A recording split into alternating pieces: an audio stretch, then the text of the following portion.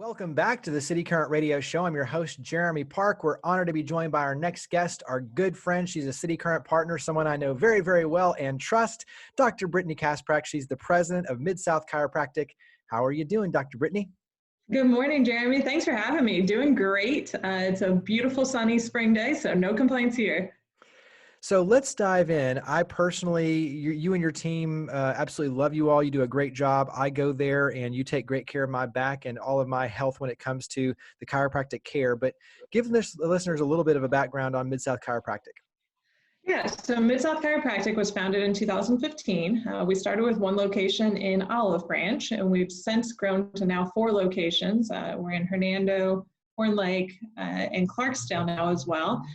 So we're growing, we're changing a lot of lives, and it's really awesome. We're relatively young and making a huge impact in our community. So we've got this mission of really getting 80% of our community to wellness, and wellness is really just that active lifestyle where you're living an optimal lifestyle for your body.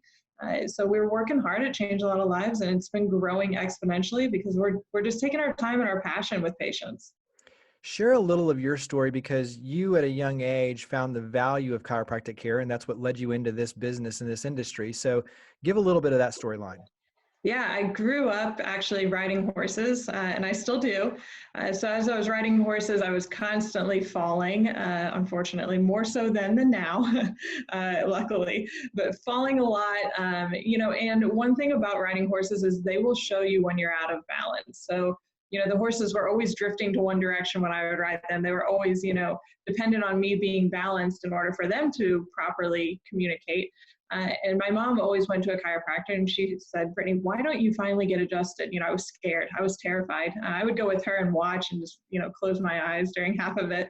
And finally, when I was 12, I had a bad enough fall, and my mom convinced me. So I got my first adjustment, and the rest was history, really. Fell in love with it more and more each day. And then, when I went into school, I thought, no, chiropractic is for boys. I can't do that. There's no way that I can, be a small female and do chiropractic. So kept telling my mom she was crazy, and nonetheless, finally decided to give in and give it a try. And sure enough, went to graduate school, and, the rest is history, loving it every day. And the size doesn't matter after all. Well, and talk about what chiropractic care is, because to your point, I think there's a lot of misinformation on what it is, and you are an essential business. So much of it is around health and well-being. And when you look at those, my end playing tennis, your back goes through a lot, and you've been able to really get me back to where I'm in great health and I don't have any back pain. And so there's a tremendous amount of value on the health side of this. Talk about what chiropractic care is. Yeah, great question. So a lot of people have a misconception about chiropractic, and they think it's just about pain. And chiropractic is so much more than pain. It's mobility. It's living that lifestyle to the fullest. It's being able to get out of bed each day and feel young. We joke that, the goal is to die young, but after the longest amount of time possible. We want to keep our patients young and mobile, moving, healthy. And there's so much to chiropractic that people truly don't understand. We often say that we are not a pain clinic, we're a wellness clinic. And that doesn't mean that people don't come in pain. Most people do truly come in with some sort of complaint or some sort of pain. And what we do is we work with them to get them to an optimal lifestyle where they're able to move and do the things that they want to do without pain, without suffering, and to its fullest. So it's really a lifestyle as much as it is, just a necessity to be able to get out of bed and move. There's a lot of technology with what you do. There's a lot of innovation when it comes to being able to make sure that you have all the proper equipment and practices. And obviously there's a long-standing tradition as well and legacy with this, but talk about that balance, because even when you come in, you do a full assessment using technology to figure out, okay, where are the pain points? What's out of kilter? What's out of whack? You found on my end that my hips were out already. So little things like that, you're looking for all those little details. And then you're able to obviously build a wellness plan that you can strategically pinpoint all of those areas and make sure that you're getting them on the right track. But everything is customizable depending on the individual coming in. So talk about the balance of technology and then obviously the long-standing traditions, but then ultimately using it very strategically. Yeah. Great question. And again, chiropractic, we often joke that if you don't like one chiropractor, just drive down the street and the other one's going to do it completely different. And that's something that I appreciate. It's a science and an art, and we're able to take our own, outlook on it and our own philosophy and really drive our passion through that to treat the patients how we feel most beneficial. So in our clinic, our patients come in and on day one, it's all about learning about them. We want to know, what fall, what bump, what bruise, what, surgery, every single aspect of their healthcare that could help us make the right decisions for their wellness. In that we're integrating, complete assessments of the body using x-rays and different aspects of technology that we want to make sure that we use so that the patients, we're gathering as much information as we possibly can. And then our patients go through kind of an education, session where they learn about what is actually going on with their body so that they actually can engage in their care as well. It's not beneficial if, half your problem is because you're crossing your legs sitting at your desk all day long and we don't tell you to stop crossing your leg. And then we get back a little bit to the old school chiropractic where we use our hands. We change lives by, really doing what chiropractic is supposed to be, which is adjusting patients. A lot of times that we see there's other tools and tricks and trades being brought in there, but ultimately we do believe that the adjustment is the number one healing source that we as chiropractors can give. Not negating that other things are extremely valuable, but as chiropractors, that is our expertise and that is what we focus on. We refer out for other things like nutritional counseling, exercise, regimens, that type of stuff. We try to keep our main thing, and the main thing is the spine. And the spine is, when you look at, like you said, it's balance, alignment, also oxygen flow. It really is about wellness. Carry that forward a little bit in terms of your health, especially with what we're dealing with, because you are an essential part of maintaining good health. Yeah. So on the essential note, I think this is really great. Most states have made this movement where the governors have come to us and pleaded and said, look, please stay open. Please be there. Please be a resource for your patients. One, because we don't want them to have to turn to the hospital. If they have to go into the hospital now, they're putting themselves, at risk. They're putting more lives in the whole mix of the risk. We don't want them to go to the hospital. So chiropractors, we need you open, we need you serving. In fact, a lot of those states have asked us to open more hours and be available on emergency calls. So we have done that.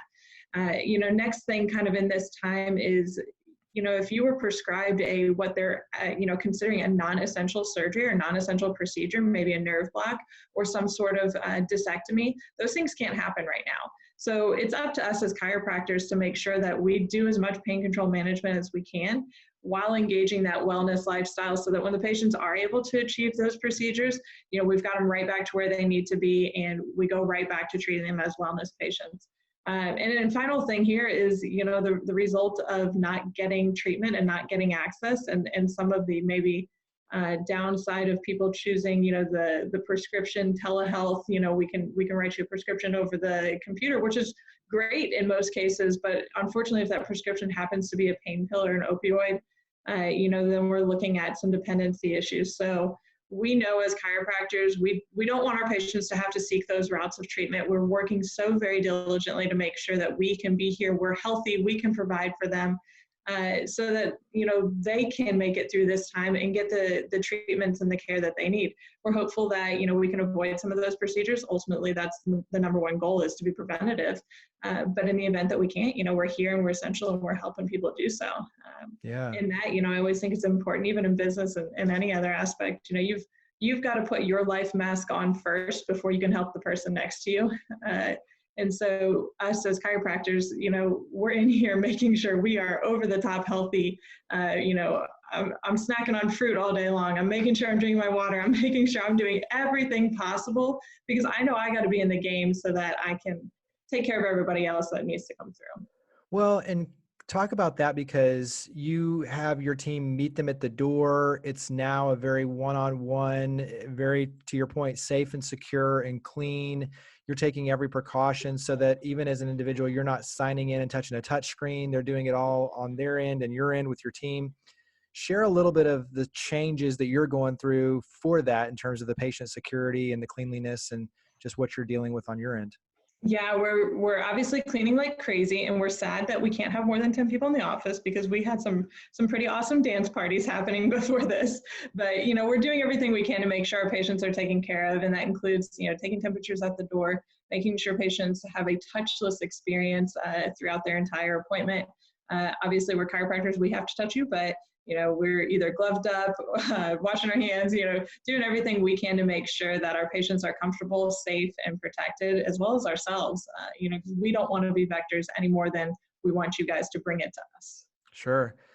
Talk about some tips and ways that we can maintain good health on our end. I love the fact that you and your team teach a lot of the stretches and things that we can do at home. So, in other words, once again, back to the strategy of, okay, here are your issues. Let's talk through some very specific exercises and stretches and things that you can do.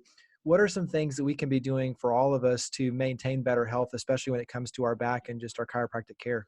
Yeah, two really big things that I'm noticing a lot of. People are becoming glued to their home workstations or glued to the couch if for some reason you're not working. Get up and move. Set an alarm on your phone every 20 minutes. Your spine needs to get up and just move around the building. So, even if it's just walking to, hopefully not the fridge, but, walking somewhere nearby and then coming right back and getting right back on task, that little bit of movement, that blood flow is going to help to keep the spine mobile and make sure that we keep you healthy through this time. And the next thing is watch your diet.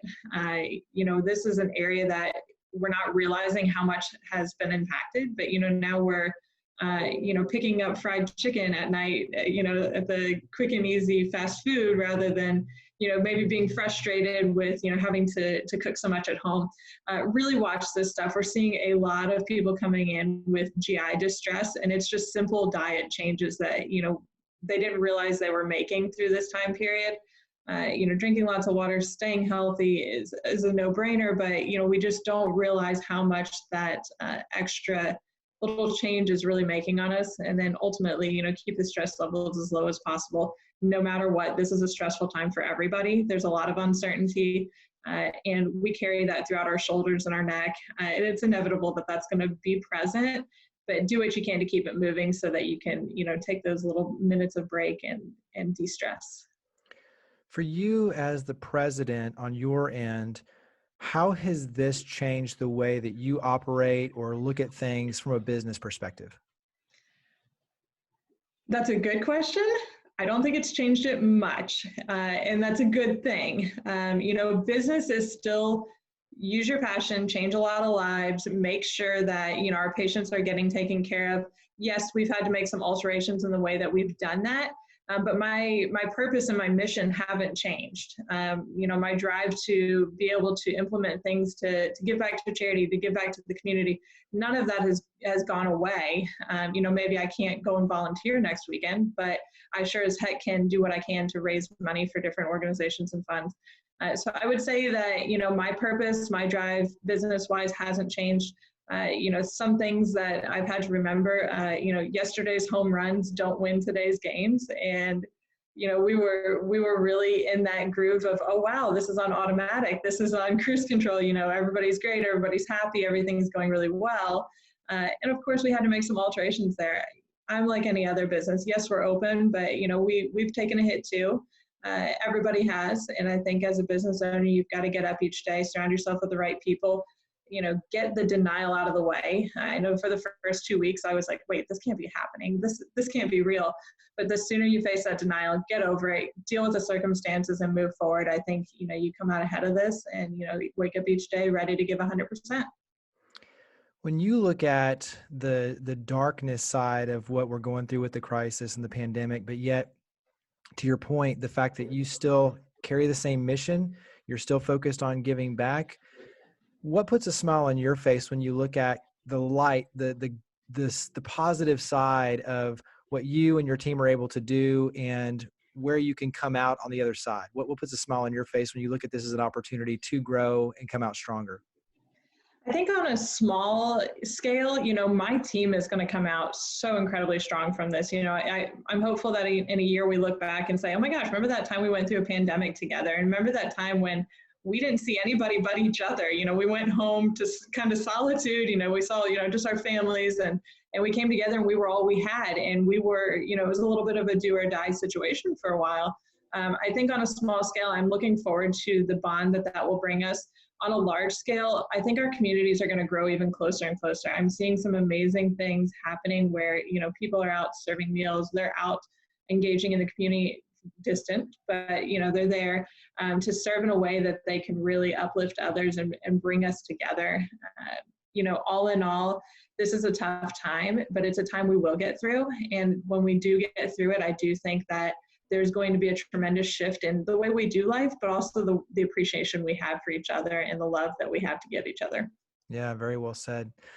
All right, so go ahead and wrap up and tell listeners where to go. So website, phone number, when you talk about making appointments and just getting to know Mid-South Chiropractic, you and your team better, where do we go? MidSouthChiropractic.com. Facebook, we're on there. Just search us, Mid-South Chiropractic. We're on Instagram, Mid-South Chiropractic again. Give us a call. Let us know what questions you've got. You can also shoot us a text to our main phone line. Dr. Brittney Kasprack, thank you for all you do and for being on the show. Thank you so much, Jeremy.